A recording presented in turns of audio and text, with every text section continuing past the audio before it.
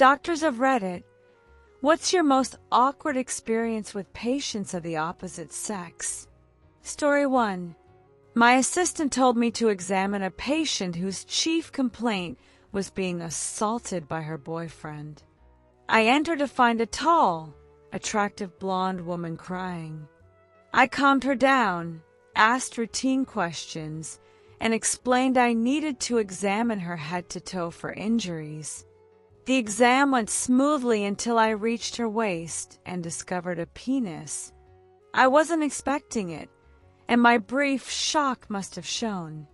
She said, "Oh my God, I'm so sorry. I forgot to tell you I'm transgender." The nurse noticed too, and it was an awkward moment for all. Story 2. First week, as an OB/GYN resident, I was triaging an early pregnancy. We're taught to say, "I'm going to place my hand on your vagina now. You'll feel the speculum on your labia." Nervous, I mixed it up and said, "I'm going to put my lips on your vagina now." The patient and I burst out laughing for a second before regaining composure. She kept her dignity and never mentioned it again during her 4 years there. Story 3. As a 16-year-old patient, I got dizzy standing up quickly.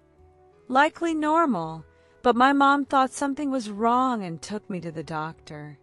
He wanted to check for testicular cancer. I was visibly worried about an older Asian doctor feeling my testicles. Seeing my face, he tried to relate in his accented English, saying, "Hey, dude, I'm, totally gonna feel your balls." It made things even more uncomfortable. Story 4. As a nursing student, I visited the student health center for a gynecologist appointment. The doctor asked if a medical student could observe, and I agreed. Then she clarified it was a male student and asked again.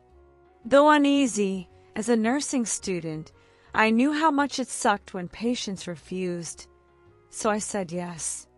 It turned out to be a ridiculously attractive med student I saw around campus. He examined my vagina, and I couldn't look him in the eye afterward. Edit. Many say I should have said no. I didn't really know him, he was just a hot stranger, but I became hyper-aware of him after this.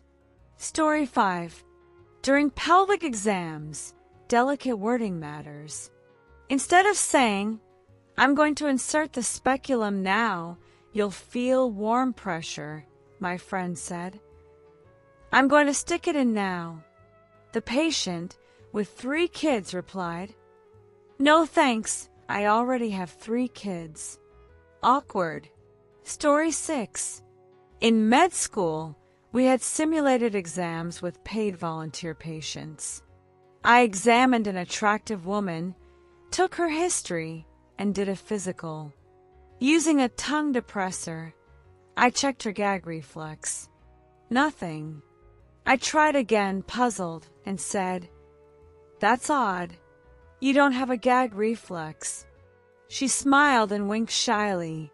My nerves got the best of me, and I couldn't finish. Outside, my preceptor was rolling on the floor laughing. Story 7. I had a transgender male patient who'd been on hormones and had a mastectomy, living as a man for about a year. He asked for a blood test to check for HPV.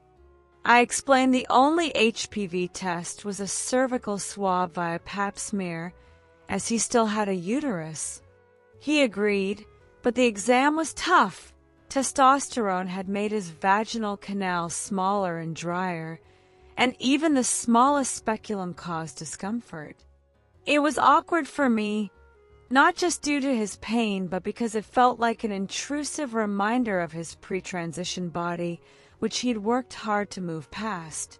To top it off, the lab lost the HPV sample, so we'll need to repeat it. He's been great about it, but I still feel awful. Story 8. After my gynecologist's internal exam, she asked if a med student could practice. I agreed, expecting one student. 10 minutes later, a group of 5, men and women, entered. Each took turns inserting fingers into my vagina, discussing me like I wasn't there, saying things like syphilitic chancre or cystocele. My gynecologist corrected them, explaining it was a penis attached to the vaginal wall below the cervix. That's how I learned I was born intersex, with cosmetic feminization surgery at age 2, and my parents never told me.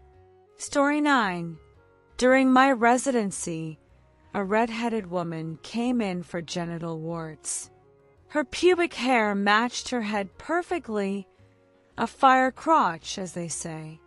My preceptor and I were freezing warts, lost in the moment, when I, a student lacking full professional composure, said, "Found a big one." Realizing how it sounded, I looked up from between her legs as she looked down. The shame in her eyes haunts me. I felt like an idiot. Story 10. A doctor once told me, "You're so thin, it's easy to feel your organs," then palpated my spine from the front. It was awkward. Someone replied, "In nursing school, my lab partner, a Kenyan marathon runner, was so thin the instructor used him as an example. You could see his heart beating through his chest and his overdeveloped lungs outline when he breathed deeply. He constantly had to remove his shirt for classmates to feel his organs." Story 11. As a resident in Saudi Arabia, there's stigma around male doctors examining female patients, especially for gynecological issues. A consultant left me to handle stragglers during an OB rotation. A 40-year-old mother and her 18-year-old daughter, both in full burqas, were upset the consultant wasn't there. After much convincing, I learned the daughter needed a virginity verification for her upcoming engagement, a certificate required for the ceremony. I examined her silently, half naked in stirrups with her burqa still covering her upper body. There was a stack of official certificates for passing the exam. I've done it about 30 times since.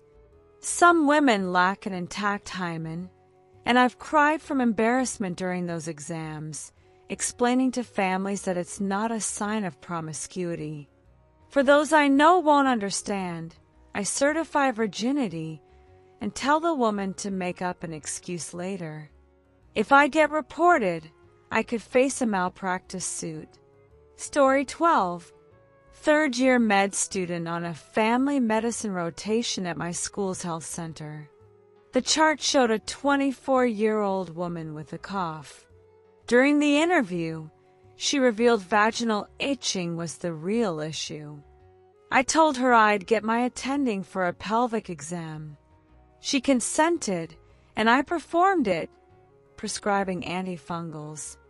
2 days later, teaching first years how to do an abdominal exam, I faced her again. She was a first-year student. We stayed professional, but during the session, her partner asked me to demonstrate a femorolingual hernia exam on her. She burst into hysterical laughter, and I lost it too, saying, "I just thought of something funny, don't worry." 2 weeks later, at her follow-up, we laughed about the awkwardness. She asked me out to dinner. I politely declined, as I had a girlfriend and never saw her again.